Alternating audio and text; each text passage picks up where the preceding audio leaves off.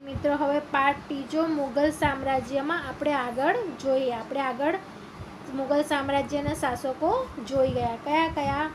બાબર, હુમાયુ અને અકબર. અકબર પછી દિલ્હીની ગાદી પર કોણ આવ્યો? એનો પુત્ર જહાંગીર. એનું જે શાસનકાળ છે તે ઈસવીસન 1605 થી ઈસવીસન 1627નો સમયગાળા દરમિયાન જહાંગીરનું શાસન ભારત પર હતું. અકબરે સ્થાપેલા મહાન સામ્રાજ્યને સાચવવાનો વારસો કોને મળ્યો? જહાંગીરને મળ્યો. જહાંગીર કોનો પુત્ર હતો? અકબરનો પુત્ર હતો. એટલે અકબર પછી દિલ્હીની ગાદી પર કોણ આવ્યો? જહાંગીર આવ્યો. તેણે અકબરની નીતિઓને ચાલુ રાખી અને હિન્દુઓ સાથે સારા સંબંધો સ્થાપિત કર્યા. આપણે આગળના પોઈન્ટમાં અકબર શાસક વિશે જોઈ ગયા કે અકબરે હિન્દુઓ સાથે કેવા સંબંધો સ્થાપ્યા હતા? સારા સંબંધો સ્થાપ્યા હતા. અને બિન સાંપ્રદાયિક રાજા હતો અને તેને દરેક ધર્મને કેવા ગણેલા હતા? સમાન ગણેલા હતા. અને અકબરની આ બધી નીતિ એના પુત્રો કોણ? જહાંગીરે પણ ચાલુ રાખી. હિન્દુઓ સાથે સારા સંબંધો સ્થાપિત કર્યા. તેણે અસમ અને દક્ષિણ ભારતના ગોલકોંડા સુધી વિજય મેળવ્યા હતા. જે જહાંગીર છે તેને અસમથી અને દક્ષિણ ભારતના ગોલકોંડા સુધી શું મેળવ્યા હતા? વિજય મેળવ્યા હતા. તેની પત્ની, જહાંગીરની પત્નીનું નામ હતું નૂરજહાં. જે તે ખૂબ જ ચતુર અને કેવી હતી? પ્રતિભાશાળી હતી. અને તેની પત્નીની સલાહ લઈને જ જહાંગીર છે તે શું કરતો હતો? રાજ્ય કરતો હતો. જહાંગીરની પત્નીનું નામ શું હતું? નૂરજહાં. એ ખૂબ જ ચતુર અને પ્રતિભાશાળી હતી. તેને અનેક કલાઓને પ્રોત્સાહન આપ્યું હતું. જહાંગીરના સમયમાં ચિત્રકલાનો ખૂબ જ વિકાસ થયો હતો. તે પોતે પણ મહાન ચિત્રકાર હતો. જહાંગીરના સમયમાં ચિત્રકલાનો ખૂબ જ સારો વિકાસ થયો અને પોતે પણ ચિત્રકલાનો ખૂબ જ શોખીન હતો અને પોતે પણ ચિત્રકાર હતો. ઈસવીસન 1627માં જહાંગીરનું અવસાન થતાં તેનો પુત્ર શાહજહાં ગાદી પર આવ્યો. ઈસવીસન 1627માં જહાંગીરનું શું થયું? મૃત્યુ થયું. અને તેના બાદ જહાંગીર બાદ દિલ્હીની ગાદી પર તેનો પુત્ર કોણ? શાહજહાં ગાદી પર આવ્યો. શાહજહાં દિલ્હીની ગાદી પર આવ્યો અને કોનો પુત્ર હતો? જહાંગીરનો પુત્ર હતો. શાહજહાં ઈસવીસન 1627 થી ઈસવીસન 1658 દરમિયાન દિલ્હી પર શાહજહાંનું શાસન રહ્યું. શાહજહાંનું ગુલામનું નામ એટલે કે પ્યારું નામ, વહાલું નામ શું હતું? ખુર્રમ હતું. તેણે દક્ષિણ ભારતનો વિજય કર્યો. તે તેના પિતા જેટલો શક્તિશાળી અને કલા સ્થાપત્યનો શું હતો? ચાહક હતો. જે શાહજહાં છે તેણે દક્ષિણ ભારત પર વિજય મેળવ્યો. તે પણ તેના પિતાની જેટલો શક્તિશાળી હતો અને એ પણ પોતાના પિતાની જેમ કલા સ્થાપત્યનો શું હતો? શોખીન હતો. તેની પત્ની મુમતાઝ જહાંના અવસાન પછી તેની યાદમાં તેને વિશ્વ પ્રસિદ્ધ તાજમહેલનું નિર્માણ કરાયેલું. આ શેનું ચિત્ર છે? તાજમહેલનું ચિત્ર છે. અને એ કોણે બંધાવ્યું હતું? શાહજહાંએ બંધાવ્યું હતું. કોની યાદમાં? તેની પત્ની કોણ? મુમતાઝની યાદમાં તેને બનાવેલું હતું. ને આજે આ તાજમહેલ દુનિયાની 7મી અજાયબીમાંની એક અજાયબી ગણાય છે. જે ક્યાં આવેલી છે? દિલ્હીના આગ્રામાં આવેલું છે. યાદમાં વિશ્વ પ્રસિદ્ધ તાજમહેલનું નિર્માણ કર્યું હતું. તાજમહેલ દુનિયાની અજાયબીમાંની એક અજાયબી ગણાય છે. દુનિયાની જે 7 અજાયબીઓ છે એ અજાયબીઓમાં પહેલા નંબર પર સ્થાન ધરાવે છે. કયું? તાજમહેલ. અને એને કોણે બનાવ્યું? શાહજહાંએ. કોની યાદમાં? પોતાની પત્ની મુમતાઝની યાદમાં બનાવ્યું હતું. શાહજહાં પછી શાહજહાંને મહેલોનો બાંધનાર તરીકે પણ ઓળખવામાં આવે છે. કારણ કે તેના સમયમાં ઘણા બધા સ્થાપત્યો બંધાયા. જે રીતના તાજમહેલ બંધાવ્યા હતા એ જ રીતે શાહજહાંના સમયમાં ઘણા બધા સ્થાપત્યોનું શું થયેલું હતું? નિર્માણ થયેલું જોવા મળે છે. તેથી એને મહેલોનો બાંધનાર તરીકે પણ ઓળખવામાં આવે છે. હવે શાહજહાં પછી કોણ આવ્યો? ઔરંગઝેબ. ઈસવીસન 1658 થી ઈસવીસન 1707ના દરમિયાન ઔરંગઝેબનું શાસન ભારત પર હતું. શાહજહાંની નાદુરુસ્ત તબિયતનો લાભ લઈ તેના પુત્રો વચ્ચે સામ્રાજ્ય પર આધિપત્ય જમાવવા ભયંકર આંતરવિગ્રહ શરૂ થયો.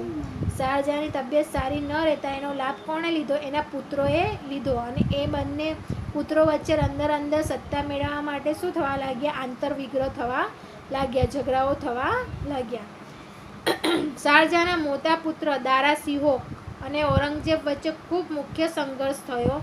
શાહજહાંના 2 પુત્ર કોણ, દારા સિંહો અને ઔરંગઝેબ વચ્ચે શું થયા? યુદ્ધો થયા, સંઘર્ષ થયા.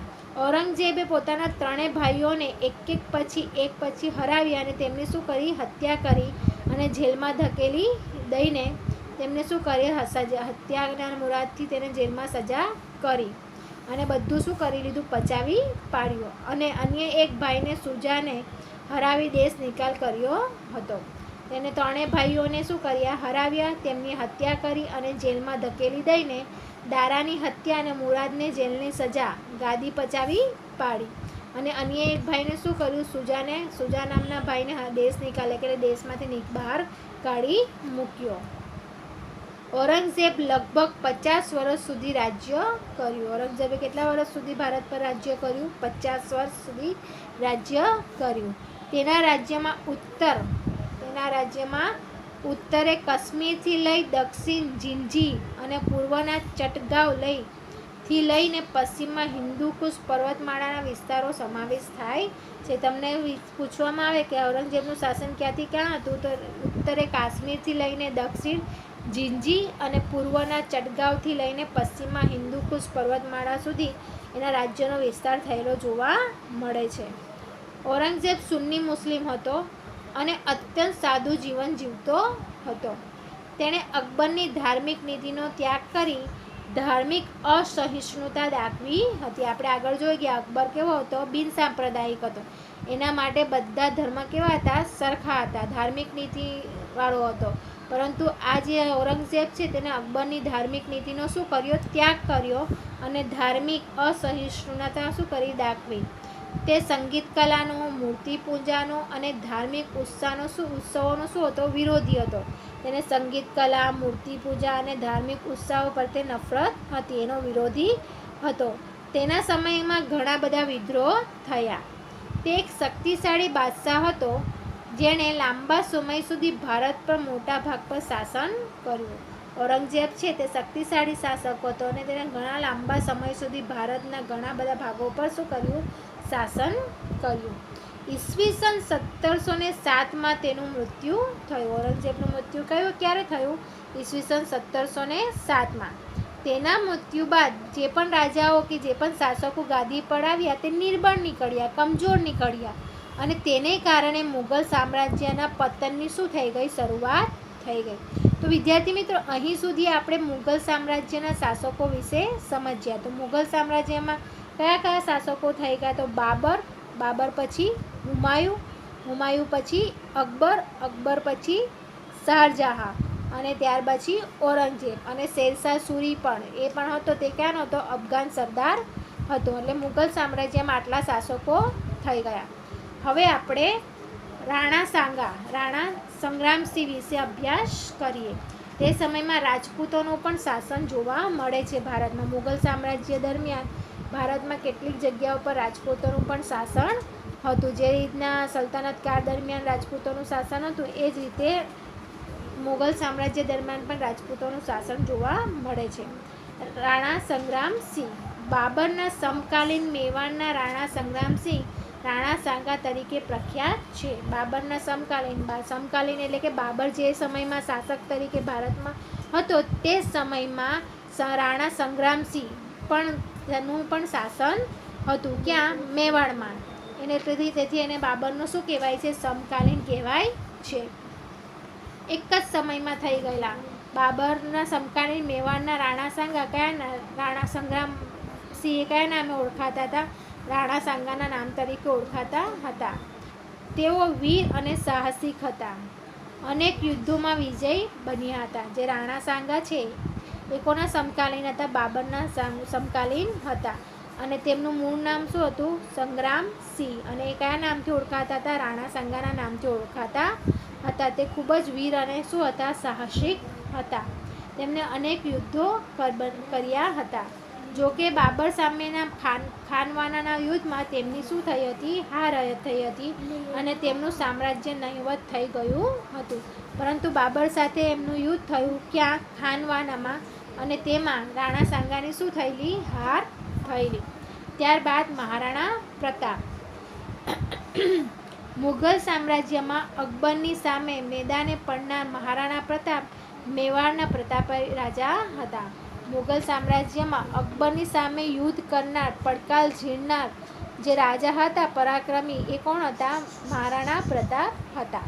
અકબરે મેવાડ પર આક્રમણ કરતા બંને વચ્ચે હલ્દીઘાટીના મેદાનમાં શું થયું? યુદ્ધ થયું. મહારાણા પ્રતાપ અને અકબર વચ્ચે ક્યાં યુદ્ધ થયું? હલ્દીઘાટીનું યુદ્ધ થયું. અકબર વિજય થયા, પરંતુ રાણા પ્રતાપે ઉદયપુરની આસપાસના વિસ્તારોમાં પોતાની સત્તા શું કરી? સ્થાપી હતી. હલ્દીઘાટીના યુદ્ધમાં અકબરનો વિજય થયો, પરંતુ રાણા પ્રતાપે ઉદયપુરની આસપાસના જે વિસ્તારો હતા ત્યાં પોતાની સત્તા સ્થાપી હતી અને સંઘર્ષ ચાલુ રાખ્યો હતો. ઘણા લાંબા સમય સુધી અકબર અને મહારાણા પ્રતાપ વચ્ચે યુદ્ધો અને સંઘર્ષો ચાલતા રહ્યા. બંને વચ્ચે સમજૂતીના અનેક પ્રયત્નો થયા, પરંતુ રાણા ચિત્તોડ છોડવા તૈયાર હતા નહીં. બંને વચ્ચે ઘણી બધા સમજૂતી કરવાના પ્રયત્નો કર્યા, પરંતુ મહારાણા પ્રતાપ પોતાનું ચિત્તોડ છોડવા તૈયાર હતા નહીં.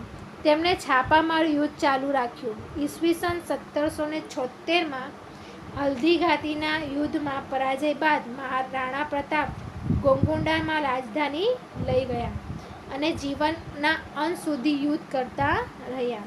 ઈસવીસન 1576માં હલ્દીઘાટીના યુદ્ધમાં પરાજય થયા બાદ મહારાણા પ્રતાપ ગોલકોંડામાં પોતાની રાજધાની લઈ ગયા અને ત્યાં સુધી આજીવન યુદ્ધ કરતા રહ્યા.